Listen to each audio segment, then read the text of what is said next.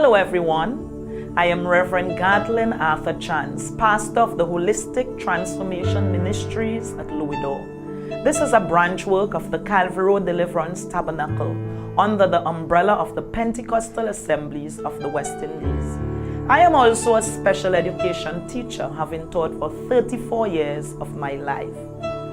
Bridging the Gaps will be aired on the Tobago Inspirational Network every Saturday at 8 p.m. The program is expected to keep you at the edge of your seat. Join us as we deal with issues relating to the stages of early childhood to adolescence.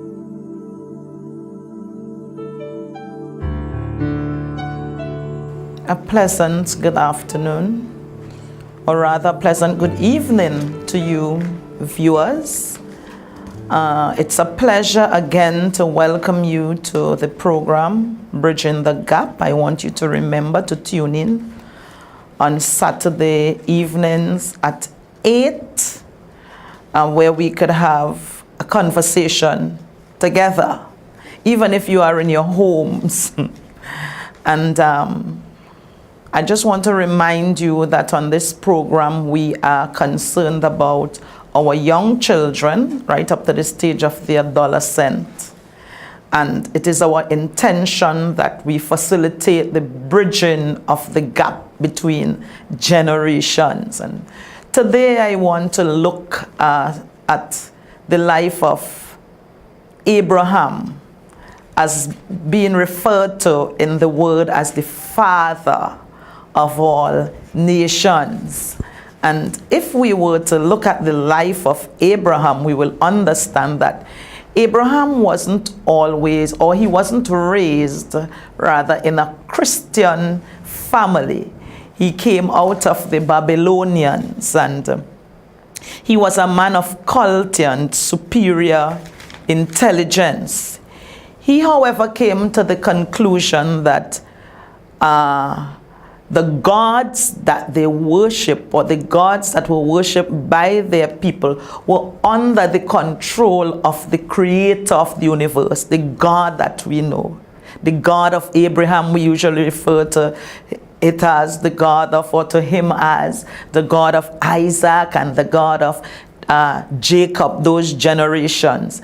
Abraham became convinced that the creator God should be the only one worshipped. And there is no doubt that God played a great role in that belief of Abraham, because as you would know, we are all born with divine destinies, and you know, we have certain things that we would achieve. Our children particularly, we have beautiful children, and I usually tell them, when I was in the classroom, I would tell them that none of you should be regarded as drunk. All of you are special. Why? Because God made you, and everything that God made was good. Okay? And each person has a divine purpose. Now, in Abraham's time, education was natural and informal. It was accomplished through example. And that is something that I want to stress this evening, being exemplars for our children. You know, in the days when Abraham was on earth, he was like one of the nomads, and the wandering nomads had no established schools, but they modeled their beliefs in daily activities. What Abraham, Isaac, and Jacob did in relation to God, in like manner, their children learn and did the same thing as it relates to their relationship with God. Everything that they learned, or everything that they did or they learned, came from the great life of their distinguished fathers. And that's an important word for us today. Fathers. The fathers being the head of the family. The father being the one that the children would look up to and try to emulate. Fathers are important in the lives of their children. Abraham was extremely important in the lives of Isaac and of Jacob. If the effectiveness of Abraham's teaching was evident in Isaac. And we could perhaps look to when Abraham was about to use Isaac as the sacrificial lamb. Isaac was in complete obedience to the will of God, even in the face of death. Isaac understood the importance of making sacrifices because his father taught him that, because he emulated that from his father. And Abraham demonstrated obedience to God Almighty, and Isaac was taught that as well. Later on, Isaac and Jacob continued in total obedience to the teachings of Abraham, and they handed it down to their children. Now we're getting somewhere here. These fathers of the faith knew God. They had a relationship with God, and they taught their children not by just word of mouth, but by exemplary living and by actually teaching them. In the end, each of them received a confirmation from God of the covenant delivered to Abraham. We have got to teach our children the ways of the Lord. In fact, we understand that the home is supposed to be, and I say supposed because today we are seeing very young children on their tablets and on the internet, and you hear a lot of the young ones, they are talking with an accent because perhaps they got it from Peppa Pig or one of the other things that they look at on the computer, on their tablet, on the cell phones. These children are learning values. So whereas before, when we were young, the first agent of socialization would have been the family, today children are 2-year-olds are left to sit with a cell phone or a tablet or a computer, and they learn all the values from the internet. And sometimes they tell you some things and you wonder, where did you get that from? And they are doing it with the accent as well. We have got to be careful of who is raising our children. Parents, fathers, and mothers have got to take back the responsibility of nurturing their children and not allow the social media to do it. We ought not to do that, because today we are seeing things that are happening, things that our children are experiencing, things that are happening in the world today, and sometimes we are shocked and we wonder, where did they get that from? But many of our children spend most of their waking hours on the internet. And we have got to be careful. The Bible showed that Abraham emulated the godly life for Isaac, and Isaac did it for Jacob. They continued in total obedience to the will of God, and they taught it to their children. It was through Abraham that God had said, all the peoples of the earth will be blessed through you. That could be found in Genesis 12, somewhere around verse 3. In Genesis 18 and verse 19, it reads again, for I have chosen him so that he will direct his children and his household.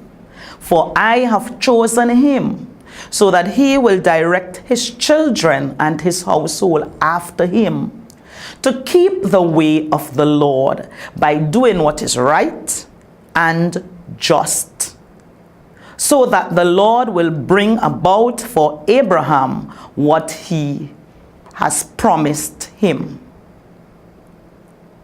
Certainly this covenant would not have continued with Abraham's children Isaac and Jacob if they were not obedient to the teachings of God. And how did they get the teachings? They got the teachings from their father. Their father knew that it was his responsibility to teach by example. It was obedience to the teachings of God that carried Jacob's family through the centuries of their sojourn. In the end, God heard and answered their cry for deliverance from bondage in Egypt, justifying the beliefs and instructions they got from the patriarchs. Moses, we know from the word of God, Moses is the Israelite through whom God's people were delivered from Egypt. Where did Moses get his teaching concerning God? Yes, Moses had an adopted mother, and she exposed him to the finest schools in Egypt. So he was well learned, he was well schooled in the ways of the Egyptians. Yet, Moses' biological mother, who was chosen to raise him, she taught him the things of God. So Moses was taught at the knees of his biological mother. He spent time with his biological mother. And his biological mother knew that she had a responsibility to teach her son the ways of God. I want us to understand something from these early people, the Hebrews, for example. God was revealed in history as well as law to them. The education of the young was the primary concern of Jewish parents. And I want to repeat that. The education of the young ones, the children, was the primary concern of the Jewish parents. They wanted their children to be raised in a particular way, with a particular belief. And they did all that they could. They were committed to making sure that their children were taught the law. In fact, it was Josephus, and we know Josephus, we have heard of Josephus as one of the Jewish scholars and historian. And I want to quote something that he said. He said, "Our principal care of all is this, to educate our children well. And we think it to be the most necessary business of our whole life, to observe the laws that have been given to us, and to keep those rules in piety that have been delivered to us." Our legislator, Moses, carefully joined two methods of instructions together, for he neither left the practical exercises to go without the verbal instructions, nor did he permit the hearing of the law to proceed without the exercises of practice. And we need to understand this. What was emphasized there is practical exercises as well as verbal instructions. How are we to do that today?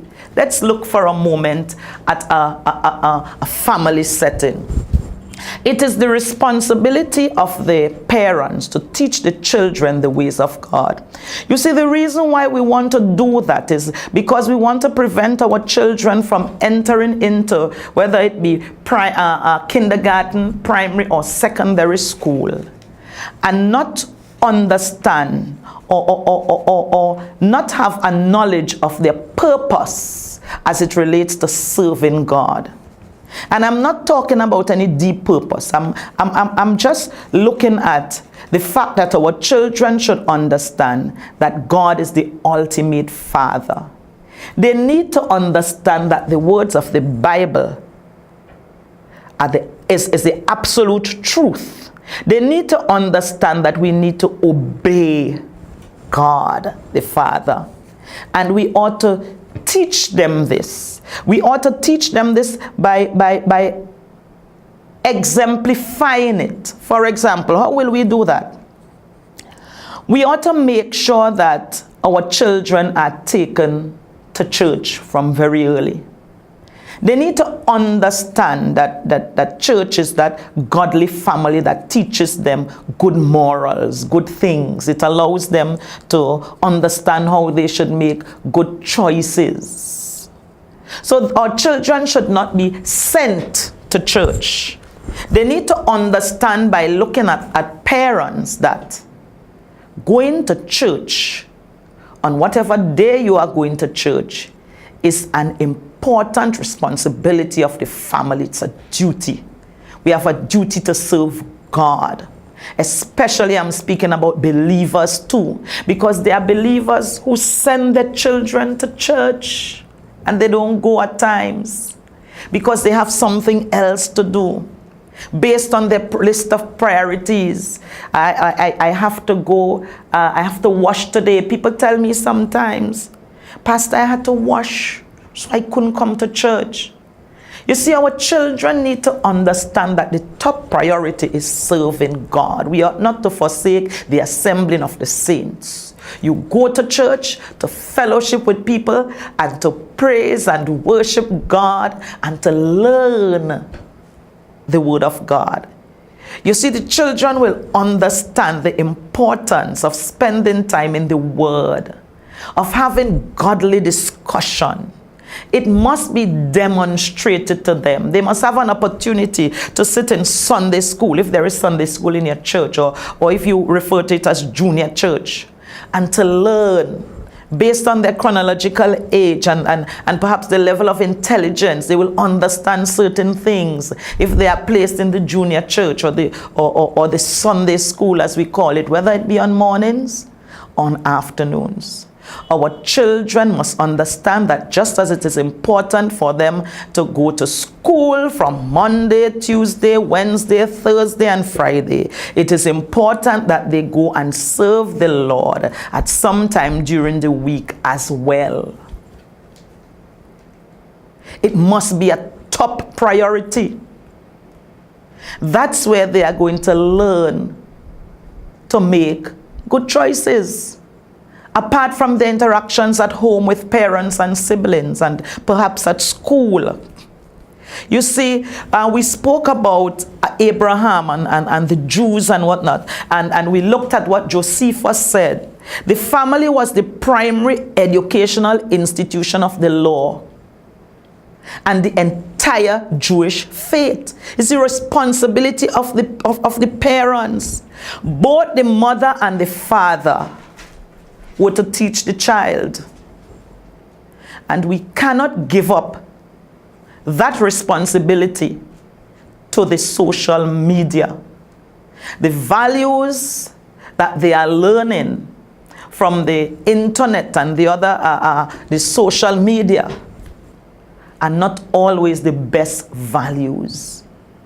Because many of them, especially those that are in their teens, in the secondary school, they're inclined to go wrong. Remember, we were born in sin and we were shaped in iniquity. But Jesus redeemed us. The death and resurrection of Christ, through that we are redeemed. So the law of life is now in effect in the life of the believer. The law of life has set us free from the law of sin and death. But we have got to remember that we were born in sin and we were shaped in iniquity. So in order for the law of life to be effective in our lives and in the lives of our children, it has to be a voluntary effort on our part. It's like gravity. If you jump up to the air or you throw anything in the air, it's going to fall to the ground because the law of gravity is in effect. If you don't commit yourself as a parent or a guardian to teach your children the ways of God, By default, the law of sin and death will take effect. And we need to understand that we ought to teach our children the values that they could, when they go to school, they would be able to make the right choices. We have to teach them godly values so that their attitudes would be positive, so that the belief system will be that of a godly nature. And although they will make mistakes at times, they will be aware that I am compromising God's standards. It is in Proverbs 1 and verse 8 that it reads, "Listen, my son, to your father's instructions." Solomon, one of the wisest men that walked this earth, he wrote it. "Listen, my son, to your father's instruction, and do not forsake your mother's teaching." Are we teaching our children in our homes today, in the families? Are fathers teaching their children?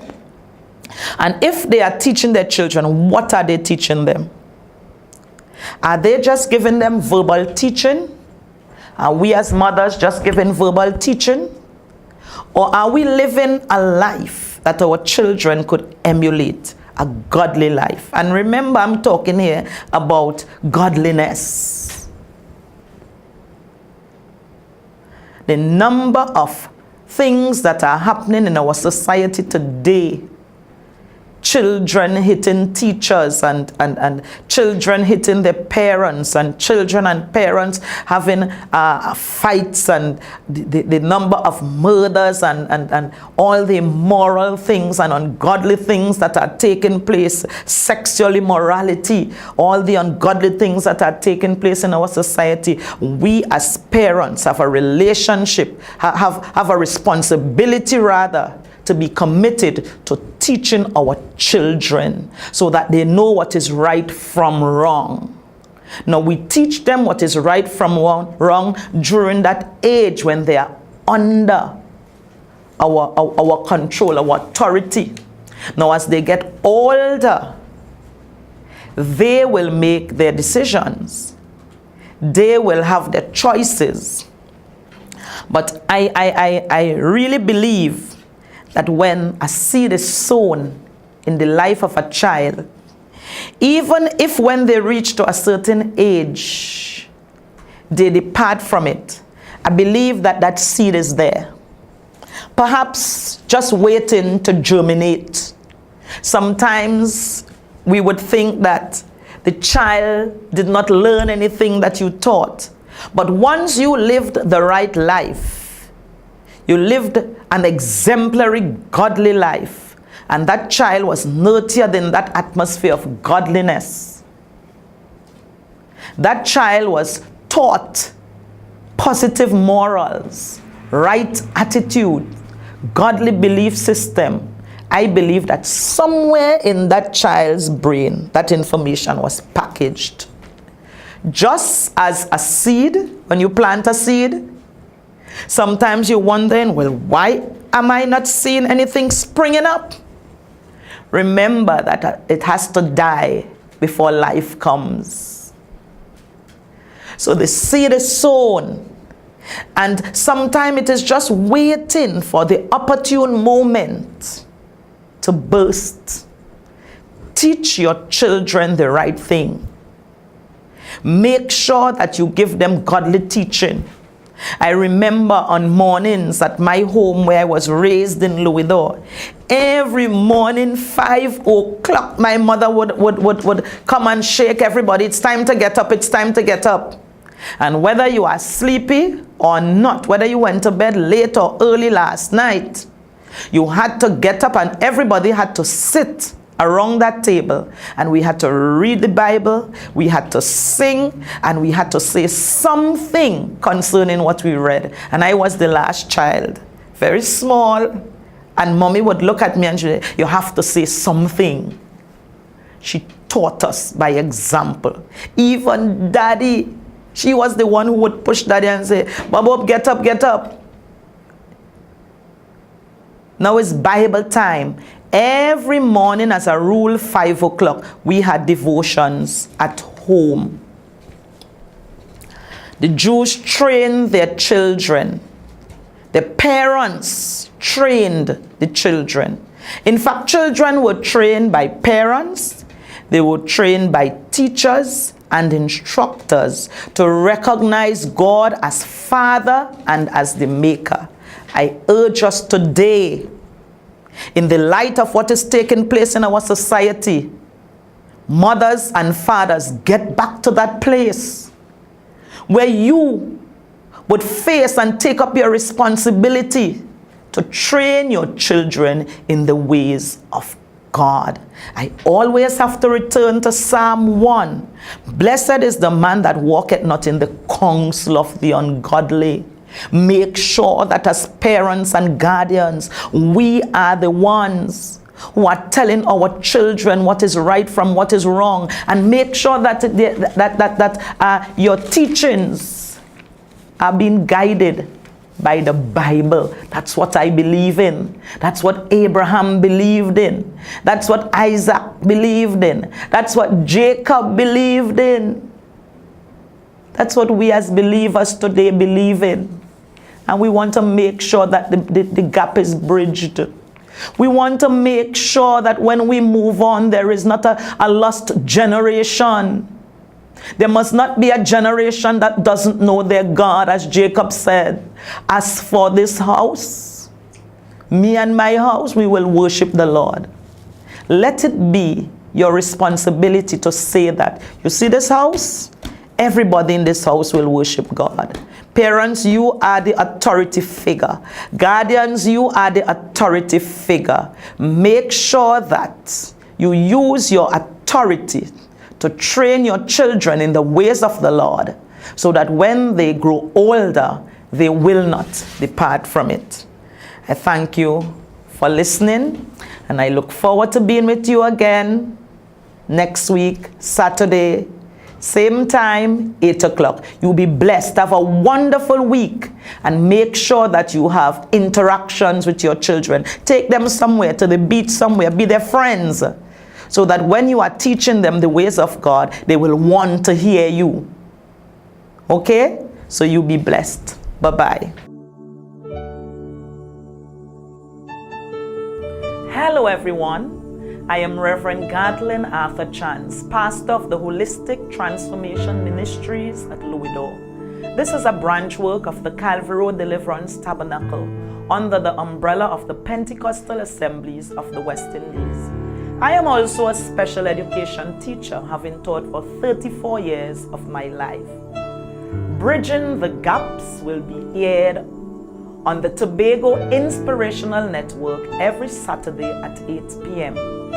The program is expected to keep you at the edge of your seat. Join us as we deal with issues relating to the stages of early childhood to adolescence.